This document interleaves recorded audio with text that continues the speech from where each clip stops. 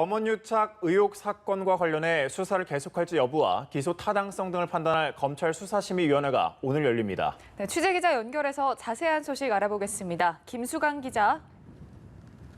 네, 오늘 오후 2시부터 이곳 대검찰청에서 검언유착 의혹 사건에 대한 수사심의가 열립니다. 검찰 외부 인사로 구성된 심의위원들이 참석해 수사 계속 여부와 주요 피의자들의 기소 여부를 검토합니다.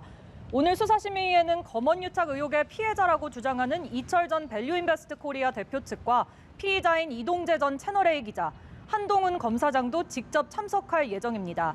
서울중앙지검 수사팀은 이동재 전 기자가 유시민 노무현재단 이사장의 비리 의혹을 캐내기 위해 수감 중인 이철 전 대표에게 편지를 보내 협박했고 한 검사장 역시 관여했다고 보고 있습니다. 반면 이 전 기자와 한 검사장 측은 공모관계를 전면 부인하고 있습니다. 앞서 이 전 기자 측이 공개한 이른바 부산 녹취록이 다시 한번 쟁점으로 떠오를 전망입니다. 이 전 기자가 지난 2월 부산 출장 당시 부산고검에 있는 한 검사장을 찾아 나눈 대화인데 현재 같은 녹취록을 두고 다른 해석이 나오고 있는 상황입니다. 녹취록에는 이 전 기자가 이철 전 대표와 유시민 이사장을 취재하고 있다고 말하자 한 검사장이 해볼 만하다고 대답한 대목이 나오는데요. 이 같은 대목이 공모관계를 뒷받침한다는 의견과 이미 언론에 제기된 의혹에 대한 취재인 만큼 단순 호응과 덕담 수준이라는 의견이 충돌하고 있습니다. 다만 이 녹취록은 이미 전면 공개된 만큼 수사팀이 새로운 증거를 꺼내들 수도 있어 관심이 모입니다. 네, 오늘 수사심의 진행 방식도 궁금한데 오후 2시에 시작이 되면 어떤 과정을 거치게 됩니까? 수사팀과 사건 관계인들은 먼저 30페이지 이내의 의견서를 수사심의위에 제출합니다. 순서는 서울중앙지검 수사팀, 이철 전 대표, 이동재 전 기자, 그리고 한동훈 검사장 순으로 진행됩니다.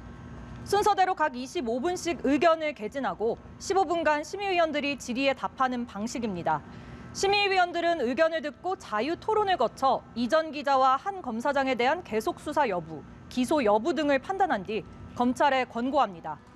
다만 수사심의위의 결론은 권고적 효력만 있어 수사팀이 반드시 따를 필요는 없습니다.